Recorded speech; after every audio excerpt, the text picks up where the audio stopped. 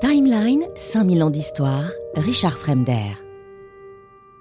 Durant les années 20, l'optimisme économique a conduit à donc un surinvestissement, notamment aux États-Unis, j'en ai parlé, le taux d'investissement constamment élevé, ces excès qui ont amplifié la volatilité économique, tout ça a contribué, j'en ai parlé. Mais les salaires, eux, n'ont pas augmenté au même rythme que la productivité. Ça a créé un fossé entre la capacité de consommation de la population, je vous en parlais tout à l'heure, et la production croissante de biens, entraînant une sous-consommation structurelle. C'est-à-dire que n'ayant pas les moyens d'acheter, encore une fois, je vais donc faire un crédit pour acheter des actions en bourse, pour à ce moment-là pouvoir acheter. Tant que ça monte, je peux acheter. Quand ça ne monte plus, c'est terminé. Eh bien, ces éléments combinés ont mené donc à une crise où l'offre excède largement la demande, aggravant la situation économique pendant cette période. Et s'ajoute à ça la crise de ce qu'on pourrait appeler la première mondialisation.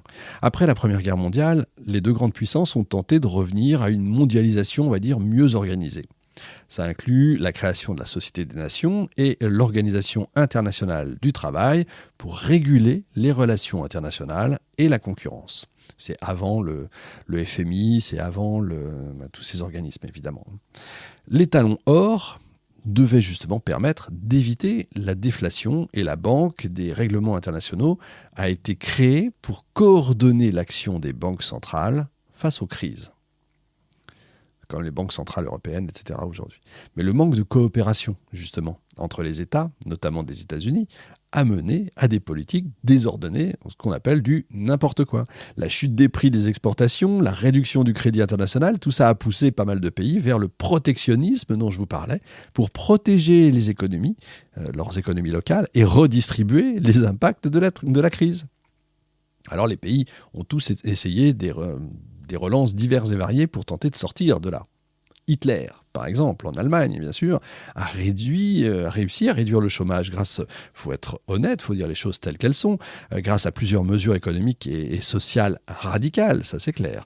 Les syndicats ont été supprimés, les grèves ont été interdites, les négociations collectives ont été remplacées par une organisation d'État, ce qui a permis au gouvernement de contrôler directement les conditions de travail. Des efforts ont également été faits pour réduire l'offre de travail en incitant les femmes à rester à la maison. Cette politique a été connue sous le slogan de Kinder, Kirche, Küche, je ne sais pas comment on dit, enfant, église, cuisine. Kirche, Küche, enfin bref. En plus, vous pardonnerez mon accent allemand, en plus, l'exclusion et la persécution des Juifs ont également contribué à restreindre l'offre de travail. Et donc, fatalement, forcément, ça c'est sûr, ça joue sur le nombre de chômeurs. Voilà, la suite de cet épisode est réservée aux abonnés premium. Pour vous abonner, c'est très simple, rendez-vous sur historicast.fr ou encore plus simple, vous cliquez sur le lien qui est dans la description juste en dessous et laissez-vous guider. À tout de suite.